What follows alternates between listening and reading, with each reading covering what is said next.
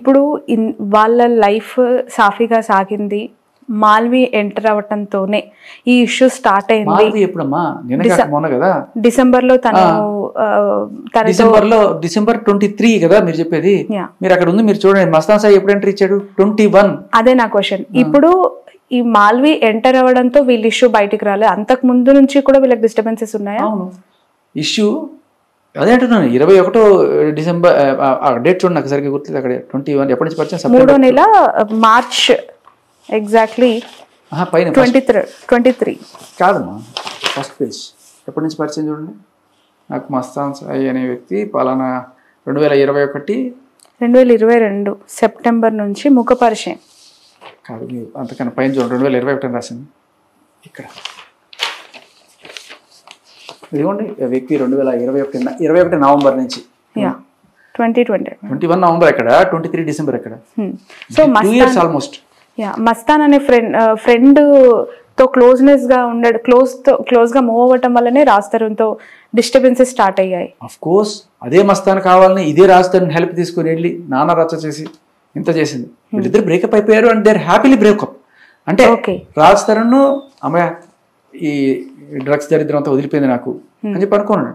ఈ ఇష్యూ తర్వాత బ్రేకప్ అయిపోయారు. ఈ ఇష్యూ కాదు, ఎప్పుడు అంతకన్నా ముందే 21 కంటే ముందు బ్రేకప్ అయ్యారు.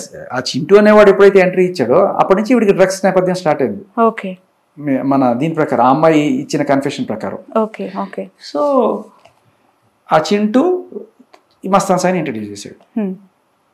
ఆ చింటూతో కొన్నాళ్ళు నడిచింది అన్నట్టుగా ఆ అమ్మాయి వాయిస్లోనే మనకు అర్థమవుతుంది.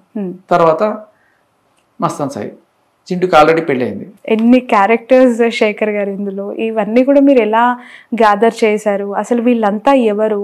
ఈ చంటి ఎవరు, చింటూ ఎవరు, చింటూ అనేవాడు మస్తాన్ ఎవరు, అండ్ చింటూ అనేవాడు డ్రగ్ పెడ్లర్. ఓకే, వరలక్ష్మి కేసులో A3గా ఉన్నాడు. తర్వాత దీంట్లో A1 ఈవిడ కేసులో. ఇన్ఫాక్ట్ ఆయన అబ్స్కాండ్ అయ్యి దాన్ని ఏమంటారు, ఇన్ఫార్మర్ గానో ఏదో మారుతారు కదా, ఆ చింటూ అనేవాడే పోలీసులకు ఇన్ఫర్మేషన్ ఇచ్చి ఈవిడ్ని అరెస్ట్ చేయించింది కూడా. కారణం ఏమై ఉంటుంది అంటే రాజ్తరుణ్ కాదు, చింటూ ఇన్ఫర్మేషన్ వల్ల పట్టుకున్న పోలీసులకు కూడా ఆ రోజు న్యూస్ ఛానల్ మనం అది కూడా ఒక పెద్ద అంటే దిలీప్ గారు మాతో అనడం అవన్నీ కూడా లాయర్ భాష వేరే ఉంటుందమ్మా. లాయర్ అనేది క్లయింట్ ని ఎప్పుడు ప్రొటెక్ట్ చేసుకోవడానికి తగ్గట్టుగా ఆయన పాయింట్స్ అన్ని పెట్టుకొని చూస్తుంటాడు. మనకి క్రోనలాజికల్ ఆర్డర్ లో ఇక్కడ మనకు అందుతున్న పబ్లిక్ డొమైన్ లో దొరుకుతున్న సమాచారం ప్రకారం నేను మాట్లాడుతున్నాను. ఆయన నా క్లయింట్ నిర్దోషి అని ఫిక్స్ అయిపోయి అక్కడి నుంచి మొదలెడతాడు. సో ఇది జరిగిందంటే లేదు ఇది కాదు, ఇది జరుగుంటుంది అని ఆయన వర్షన్ ఆయనకుంటుంది. లాయర్ మాట్లాడడం అనేది క్లియర్లీ ఆవిడ కోసం మాట్లాడతాడు. ఫీజు తీసుకుంటారు, ఆవిడ కోసం మాట్లాడకపోతే నా కోసం నీ కోసం మాట్లాడతారు. That is established. ఆయన కూడా తప్పు పట్టలేము, ఆయన క్లయింట్ని ఆయన రక్షించుకునే ప్రయత్నం చేయాలి. బట్ ఒక పాయింట్ ఆఫ్ టైంలో అన్ని ఫ్యాక్ట్స్ చెక్ చేస్తున్నప్పుడు క్లియర్ కట్గా మీ క్లయింట్ ఇది తప్పు అందుకున్నప్పుడు యూ షుడ్, ఒక మంచి రెప్యూటెడ్ లాయర్గా యూ షుడ్ తప్పమ్మా నువ్వు చేస్తున్నది అని చెప్పి you should move out of the case. Okay. So breakup అయిన తర్వాత పూర్తిగా లేదు ఇంకా రిలేషన్ క్లోజ్ అని అనుకున్న తర్వాత మళ్ళీ ఈ ఇష్యూ ఎందుకు స్టార్ట్ అయిందని మీకు అనిపించింది? ఎక్కడ స్టార్ట్ అయింది? అండ్ ఇప్పుడు పెళ్లి చేసుకున్నారు అనే వార్త, అబార్షన్స్ చేయించారు అనే వార్త, ఆ ఇంటి కోసం ఒక ఫైట్, 15 కుక్కలు తన పైకి వదిలేసి వెళ్ళిపోతే ఫీడ్ చేయడానికి తన దగ్గర అమౌంట్ లేవు అని చెప్పి తను ప్రైమర్లీ చేసిన అలిగేషన్ నా ఇంటర్వ్యూలో. ఆ అమ్మాయి కాకపోయినా ఆ ఇంట్లో పనోళ్ళు ఉంటారమ్మా. ఓకే, అసలు పనోళ్ళు కూడా డబ్బులు ఇవ్వకపోతే వాళ్ళు మానేశారు అని చెప్పింది. అవును, ఈవిడొచ్చిన తర్వాత ఇవ్వడం మానేశారు. ఈవిడొచ్చిన తర్వాత చేసి ఎదరగానే వాళ్ళు తట్టుకోలేక వాళ్ళు పంపించేసిందో ఏం చేసిందో తెలియదు. బట్ ఈవిడ లేకపోయినా అక్కడ పనోళ్ళు ఉంటారు. రాజ్తరుణ్ ఉన్నా రాజ్తరుణ్ చూసుకునేది ఉండదు, పనోళ్ళు ఉంటారు, వాళ్ళకి డబ్బులు ఇస్తారు, వాళ్ళు చూసుకుంటారు. సో వాళ్ళకి డబ్బులు లేవు వీళ్ళకి డబ్బులు లేవు అనేది జస్ట్ కుక్డ్ స్టోరీ. ఆవిడికి 20,000 కూడా కుక్కలు పెట్టుకోలేని స్తోమతుంది పాపం. అంత పెద్ద లాయర్కి మరి ఫీజులు ఎలా ఇచ్చుకుంటుంది? అతను న్యాయం కోసం ఫైట్ చేస్తున్నానని చెప్తున్నారు, అమ్మాయికి న్యాయం జరిగే వరకు పోరాడతానంటున్నారు.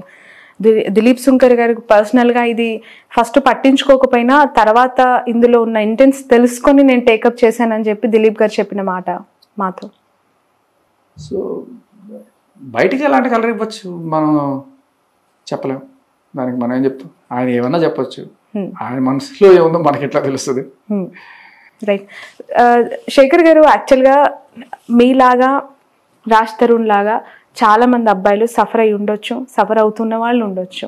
బట్ మీకు సపోర్ట్ ఆ స్థాయిలో అంటే లావణ్యకి దక్కినంత స్థాయిలో దక్కుతుందని భావిస్తూ ఉన్నారా? ఏమో నాకు అంతకన్నా ఎక్కువే దక్కుతుంది అనిపిస్తుంది. అవునా? ఎందుకంటే మీరు అన్నారు కదా ఇందాక న్యాయం న్యాయం న్యాయం అని, అది ఒకటి ఉంది నిజంగా బలంగా నమ్మడం వల్లేనేమో ఇన్ని యూట్యూబ్ ఛానల్స్ ఒకళ్ళ తర్వాత ఒకళ్ళు పిలుస్తూనే ఉన్నారు. ఆవిడకి అర్థం కాని విషయం ఏంటంటే నేను ఆవిడ మీద ఏదో బురద చల్లుతున్నానో లేకపోతే ఆవిడ మీద తప్పుడు ప్రచారం చేస్తున్నానో ఆవిడ అనుకుంటుంది. కానీ నిజానికి నేను ఏ ఛానల్కి వెళ్ళట్లా. ఆవిడ చెప్పాల్సింది ఏంటంటే, అయ్యా ఈ శేఖర్ భాష గారు ప్రధవా దరిద్రుడు దిక్కృష్టుడు, వాడు గంజాయి అమ్మాయిలు తరుస్తాడు, వాడికి వేరే పని లేదు, వాడికి డబ్బులు లేవు, ఇలా నీచుడిని మీరు ఇంటర్వ్యూలు చేయకండి అని మీకు చెప్పాలి. మీరు వదిలేయాలి అది నమ్మేసి. అలా చెప్పనండి, మీరు వదిలేయండి, సరిపోతుంది. అప్పుడు ఆవిడకి అర్థమవుతుంది జనాలు ఏది నమ్ముతున్నారో ఏది నమ్మరో, అంతే. ఇప్పుడు అదే ప్రచారం చేసుకుంటుంది ఆవిడ.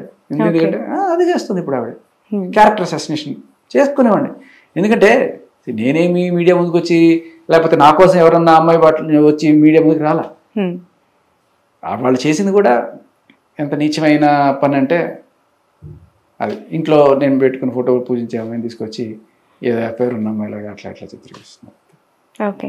రాజ్ తరుణ్ ఇండస్ట్రీకి చెందినవారు, అనేక సినిమాలు ఆర్టిస్ట్గా గత కొన్నేళ్ల నుంచి కొనసాగుతున్నారు. ఈ ఎంటైర్ ఎపిసోడ్లో కనీసం తనకు పరిచయం ఉన్న వాళ్ళు కూడా బయటకు వచ్చి మాట్లాడలేదు, తనతో కలిసి నటించిన వాళ్ళు కూడా వచ్చి కనీసం ఒక స్టేట్మెంట్ ఇవ్వలేదు. ఇలాంటి సిచ్యువేషన్ని ఎలా అర్థం చేసుకోవాలి? అవుట్ ఆఫ్ దిస్ బాక్స్ నేను జనరల్గా అడుగుతున్నాను. ఒకసారి వాళ్ళు వచ్చారంటే అమ్మాయి తగులుకుంటారు వరుస పెట్టి, మాకు చెప్పండి మాకు బయట ఇప్పుడు రాకపోయినా మిమ్మల్ని తగులుకున్నారు కదా, నేను ఉన్నా కదా అడ్డంగా వాళ్ళుగా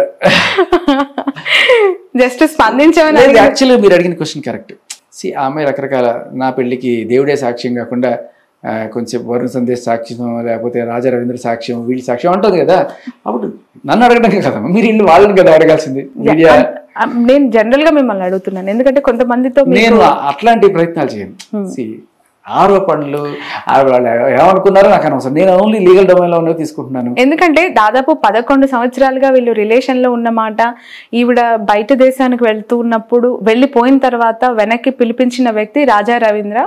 అతను మాకు పెద్ద, మా పెళ్లి అన్ని విషయాలు రాజా రవీంద్ర గారికి తెలుసు అని చెప్పి ఆవిడిచ్చిన స్టేట్మెంట్. ఈ రోజు వరకు రాజ్ తరుణ్ సరే రాజా రవీంద్ర తనపైన వస్తున్న అలిగేషన్స్ కి క్లారిటీ ఇవ్వడానికి కూడా మీడియా అంటే ఆరోపణలు లేక తనకు తెలుసు మేము కాల్ చేసినా ఆయన రెస్పాండ్ అవ్వలేదు. రాజా రవీంద్ర గారు కాల్ చేస్తే కూడా రెస్పాండ్ అవ్వలేదు. అనూహ్యంగా శేఖర్ భాష తెరపైకి వచ్చారు. సో మేము ఫస్ట్ అదే అంటున్నాను. మీరు ఇన్ఫాక్ట్ మీరందరూ కూడా నేను రాస్తున్న ఫ్రెండ్ అనుకుంటే ఫ్రెండ్ ఎట్లా అంటే తనకి ఒక శ్రేయోభిలాషిగా ఒక అన్యాయం జరుగుతున్న ఒక మగాడిగా తనకు సహాయం చేయడానికి వచ్చింది తప్ప. ఎందుకంటే మీరు నేను ఇస్తున్న ఇన్ఫర్మేషన్ చూడండి, ఏది ఇంటర్నల్ ఇన్ఫర్మేషన్ కాదు, ఇవన్నీ పోలీస్ డొమైన్లో ఉన్న ఇన్ఫర్మేషన్, లీగల్ డొమైన్లో ఉన్న ఇన్ఫర్మేషన్ తప్ప, అండ్ అలాగే మనకి పబ్లిక్గా బయటకు వచ్చిన ఆడియో లీక్స్ తప్ప. నేనేది రాజ్ తన ఇంట్లో ఉండి చూశాను లేకపోతే, బట్ నేను దాన్ని నిశ్చితంగా విశదీకరించి విశ్లేషించాను అంతే. Okay okay right. హైదరాబాద్ లో భార్యా బాధితుల సంఘం అని చెప్పి ఒక సంఘం ఉంది. సో అలాంటి సంఘం కూడా దీనికి సంబంధించి కాదు, భార్యా బాధితుల అనడం కరెక్ట్ కాదు. భార్య కాదు, ఎవరైనా సరే బాధించవచ్చు. బేసికలీ ప్రస్తుతం ఉన్న సెక్షన్లు ఈ పవర్ పెట్టుకొని ఏదో పరిచయం ఉన్న వాళ్ళు కూడా బాధించవచ్చు.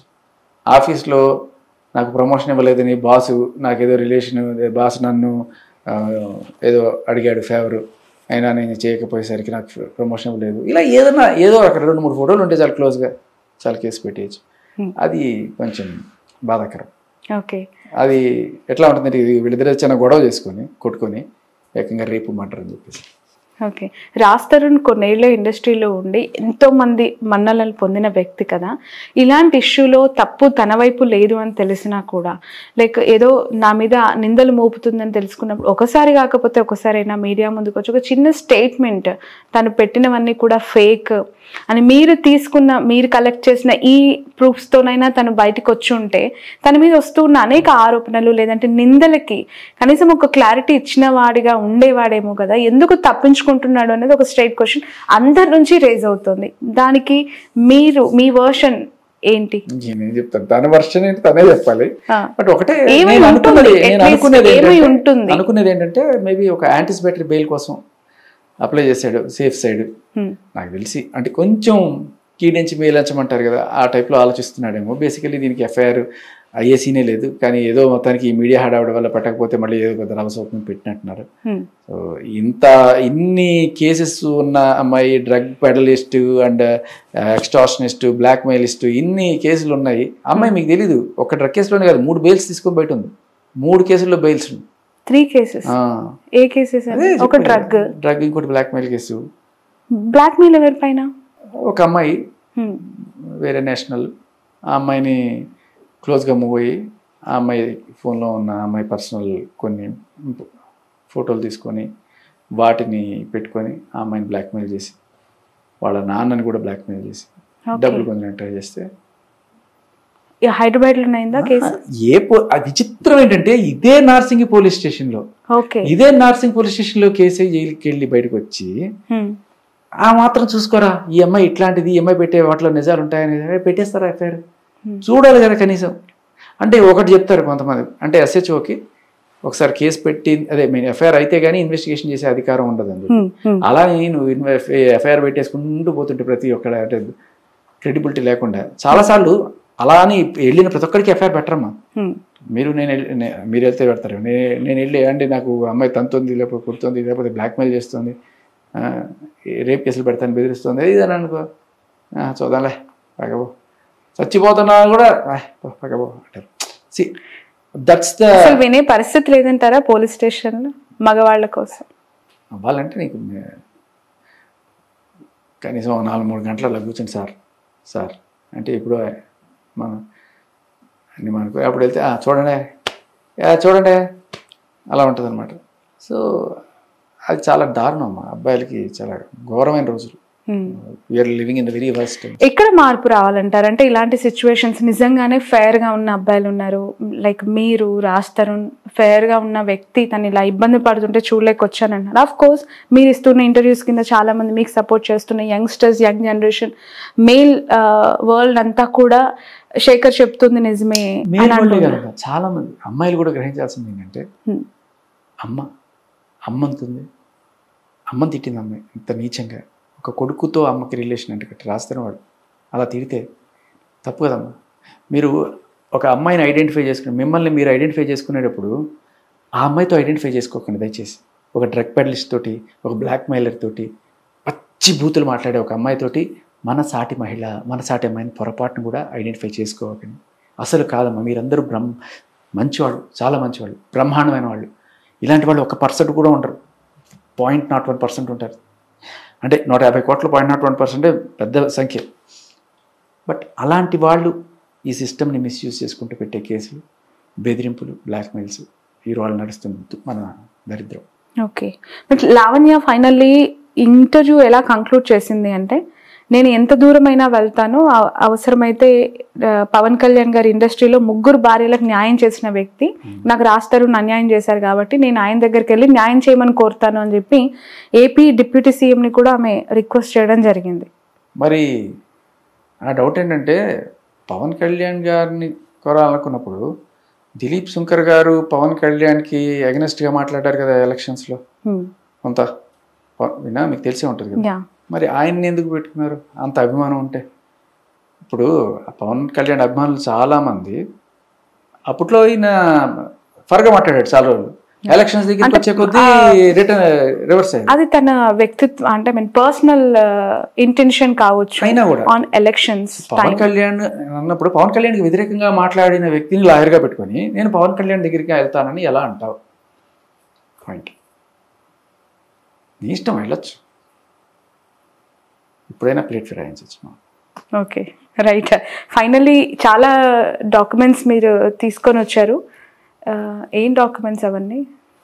ఇది ఆమె కంప్లైంట్ అమ్మా, ఇది ఒక్కటి చాలా మనకి ఏమక్కర్లేదు. కాకపోతే ఇప్పుడు ఏంటంటే ఈ కంప్లైంట్ ఫేక్, ఇది నా రైటింగ్ కాదు, సరే నీ రైటింగ్ కాదు, నీ సంతకమే కదా, అయినా కూడా ఇది నేను పెట్టలేదు, వేరే వాళ్ళు బలవంతంగా నాతో పెట్టి ఇంకా చిల్లర ఆ రోజు నేను లేనని చెప్పి సాక్ష్యాలు సృష్టించడానికి మనం హాస్పిటల్లో ఉన్నామను, లేకపోతే ఇదిగో చూడండి వెడ్డింగ్ కార్డు ఎవడైనా కొట్టించచ్చు ఎక్కడికైనా పోయి, దాని మీద చూడండి mister and Mrs Raj Tarun అని రాశారు, ఎప్పుడైనా రాసుకోవచ్చు, వాళ్ళు కూడా రాసుకోవచ్చు.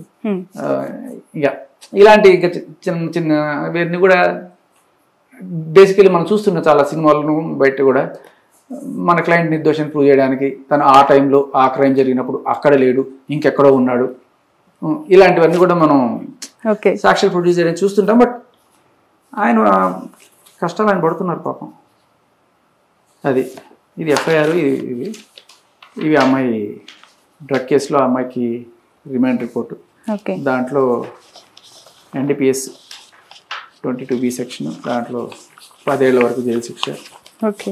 సో ఇవన్నీ మీరు పూర్తిగా చదివి వీటిని అర్థం చేసుకున్న తర్వాత ఇంకా పూర్తిగా అవ్వలేదమ్మా, చదువుతూనే ఉంటారు. రోజు కొత్త కొత్త పాయింట్లు ఏదో ఒకటి జరుగుతూ ఉంటాయి. ఓకే. వదిలిపెట్టరా అయితే ప్రస్తుతానికి? మీరు వదిలిపెడితే నేను వదిలిపెట్టేస్తాను.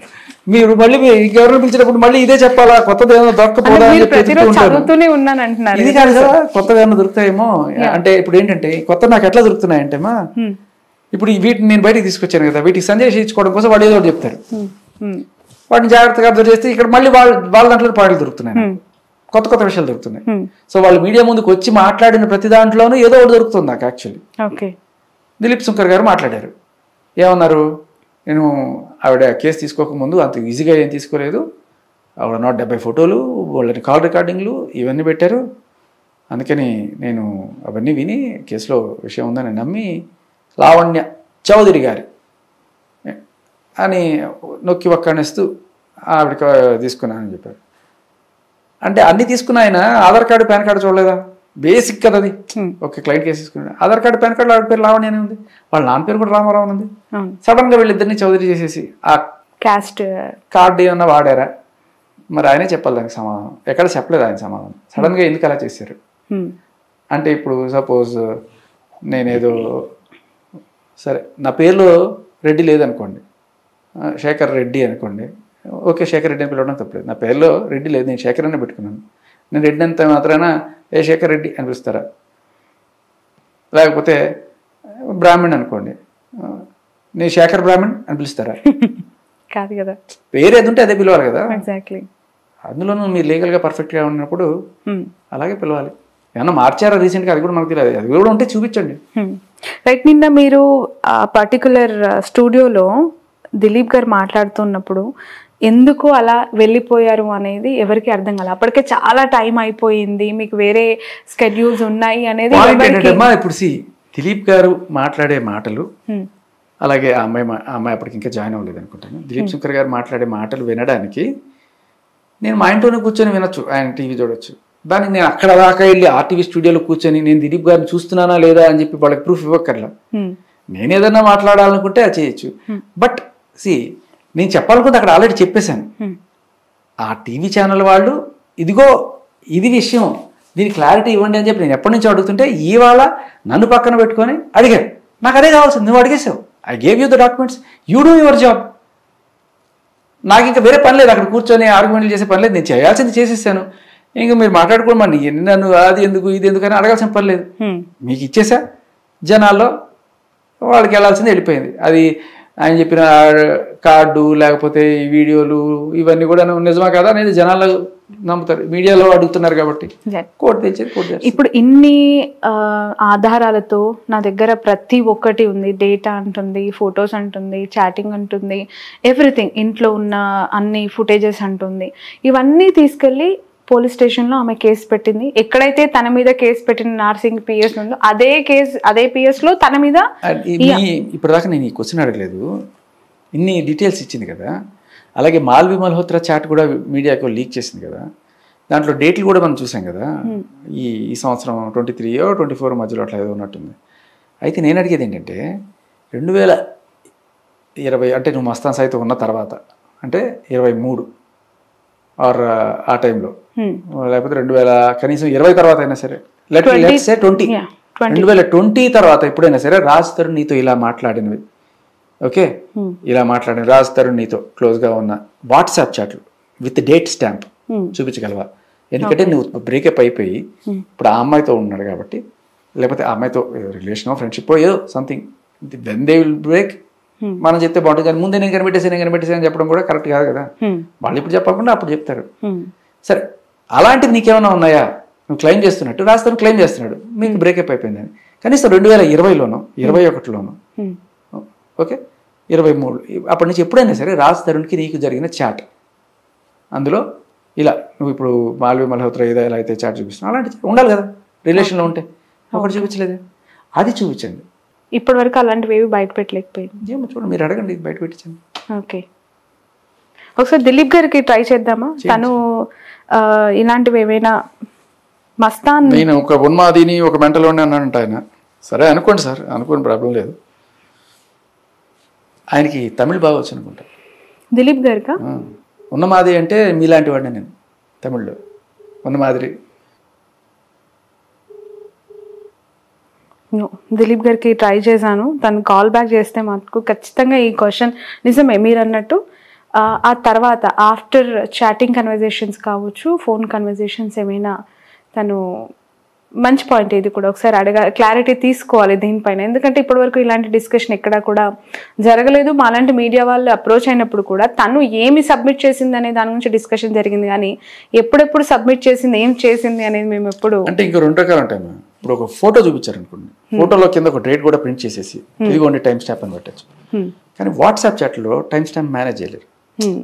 ఫేక్ వాట్సాప్ యాప్లు కూడా ఉన్నాయి. ఇన్ఫాక్ట్ ఇప్పుడు మాల్వీతో చేసిన చాట్ ఒరిజినల్ చాటా ఫేక్ చాటా అనేది కూడా they will send it to WhatsApp for అథెంటిఫికేషన్ checking. Okay, so మనం అది కూడా చూడొచ్చు. లైక్ ఫేక్ చాట్స్ కూడా రిలీజ్ చేసి మీడియాలో హెల్ప్ చేసేది. But I don't think they will go to that extent. అట్లా ఉంటే వాట్సాప్లో చూపిస్తే వీ కెన్ బిలీవ్.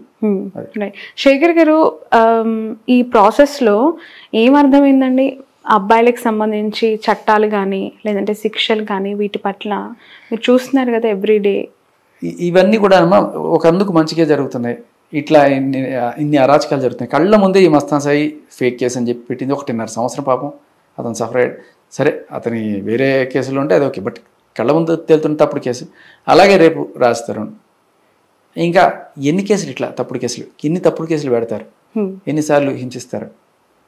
అది కూడా ఇంత దారుణమైన సెక్షన్ 493 పెట్టారు రాస్తారు మీద. అఫ్ కోర్స్ తప్పుడు కేసులు పెట్టారు, బట్ శిక్షలు అనుభవించేది ఎండ్ ఆఫ్ ద డే తప్పు. ఇప్పుడు మీరు అంటున్నారు రాస్తారు ఉంది తప్పు లేదంటున్నారు, బట్ తప్పు చేసామని అమ్మాయి పెట్టింది, శిక్ష పడాల్సిందే అని చెప్పి భీష్మించి కూర్చుంది. సో అంత టఫ్గా మేము ఫైట్ చేస్తామంటున్న అడ్వకేట్ కూడా తన వైపు ఉన్న పరిస్థితుల్లో ఇప్పటి వరకు బయటికి రాకుండా తను మాట్లాడకుండా బెయిల్ వచ్చిన తర్వాత అయినా ఒకవేళ నిజంగానే శిక్షలు పడ్డాయి అనుకోండి, చాలా సఫర్ తన లైఫ్ అంతా కూడా. అమ్మా ఇది ఇక్కడ ఏమంటారు, ఎఫ్ఐఆర్ తర్వాత ఛార్జ్షీట్ తర్వాత రిమాండ్ తర్వాత ఈ కోర్టులోకి వెళ్ళాలి, తేలాలి. అక్కడి నుంచి ఒకవేళ అట్లాంటి ఏదన్నా నిజంగానే జరిగితే మీరు అనుకుంటే నేను చెప్తున్నాను కదా, ఛార్జ్షీట్కి కూడా వెళ్ళే అర్హత లేని కేసు ఇది. ఎఫ్ఐఆర్ ఎందుకు చేశారని గట్టిగా క్వశ్చన్ చేయాల్సిన కేసు ఇది. అటువంటిది మీరు ఎక్కడికో ఇంకా 5 ఏళ్ళు 10 ఏళ్ళ తర్వాత సెక్షన్ ఇది, తర్వాత సంగతి ఇది. ఆ 5 ఏళ్ళు 10 ఏళ్ళ తర్వాత పోయి అప్పటికి కూడా ఏదైనా అనుకుంటే తర్వాత హైకోర్టు ఉంది, సుప్రీంకోర్టు ఉంది. అప్పుడు ఆ లోపల వీడి లైఫ్ కూడా అయిపోతుంది. అంత మనకి వెసులుబాటు ఉంది. కానీ పాయింట్ ఇవన్నీ జరుగుతాయా జరగాలి 90% ఆఫ్ ద కేసెస్, 90 కూడా 99% ఆఫ్ ద కేసెస్ కొట్టేస్తారు, వీటిలో ఏముండదు. కానీ అప్పటి వరకు జరిగే శిక్ష మగాడు వాడించాలి అనమాట, మీడియాలోను ఆ పోలీసులు కోర్టులు కేసులు అనుకుంటారు. రైట్, థ్యాంక్ యూ శేఖర్ గారు, thank you so much for your time. చాలా చాలా ఎందుకంటే లాస్ట్ వీకే వాళ్ళిద్దరిది నేను తీసుకున్నాను, ఇంటర్వ్యూ తీసుకున్న క్రమంలో అఫ్ కోర్స్ రాజ్ తరుణ్తో మాకు టచ్ లేదు, మేము అప్రోచ్ అయినా కూడా మాకు రెస్పాన్స్ లేదు. సో తన ద్వారా మీరు మాట్లాడుతున్నారు కాబట్టి లావణ్య వన్ సైడెడ్ వర్షన్ ఇప్పటి వరకు మేము విన్నాం. ద అదర్ సైడ్ ఏంటి, మీ దగ్గర ఉన్న ఆధారాలు ఏంటి, మీరేం చెప్తున్నారు అనేది ఒకసారి చూపించే ప్రయత్నంలో భాగంగానే మిమ్మల్ని ఇంటర్వ్యూకి ఇన్వైట్ చేశాను. Thank you so much. న్యాయంగా ఉన్న అబ్బాయిలకి న్యాయమే జరగాలి, అమాయకులైన అబ్బాయిలకి న్యాయం జరగాలి. అమాయకులైన అబ్బాయిలని వేధించకండి, టార్చర్ చేయకండి. ఓకే, సో ఆ బాధితులందరికీ రేపొద్దున మీరు ఒక లీడర్ అవబోతున్నారు, చేసేట్టున్నారు మీడియానే. సో అబ్బాయిలందరూ ఎవరైనా అమ్మాయిలతో నష్టపోయి లేదంటే ఇబ్బందులు పడి శేఖర్ గారు అనుకున్నట్టు ఫేక్ కేసెస్ పెట్టి మిమ్మల్ని మోసం చేసేవాళ్ళు లేదంటే చట్టాలని ఉన్నాయి కదా అని చెప్పి మిస్యూజ్ చేసే వాళ్ళందరికీ ఖచ్చితంగా ఇకపై శేఖర్ భాష గుర్తొస్తారు. పొద్దున్నే బిగ్ ఎఫ్ఎం లో షోలో ఆఫ్టర్ దట్ అన్ని ఇలాంటి కేసెస్ తో మీరు కూడా ఒక అడ్వకేట్ అయిపోతారా? అదే కదా, ఇవన్నీ తీసుకొచ్చారంటే నాకు అదే అనిపిస్తుంది, షాకింగ్ గా అనిపిస్తుంది. కరెక్ట్ గా చెప్పండి, ఇన్వెస్టిగేటివ్ జర్నలిస్ట్ అనుకోవచ్చు అంతే. Investigative journalist with little knowledge of law అంతే. థ్యాంక్ యూ అండి, ఆల్ ది బెస్ట్. సో ఇది శేఖర్ భాష గారితో special interview. That's all for now. Lavanya పెట్టిన కేసెస్ అసలు నిలబడే కేసెస్ కాదు, ఖచ్చితంగా రాజ్ తరుణ్ త్వరలో బయటకు వచ్చి మాట్లాడతారు, తన వైపే న్యాయం ఉంది అని చెప్పి ఒక ధీమా వ్యక్తం చేస్తున్నారు Shekhar. That's all for now.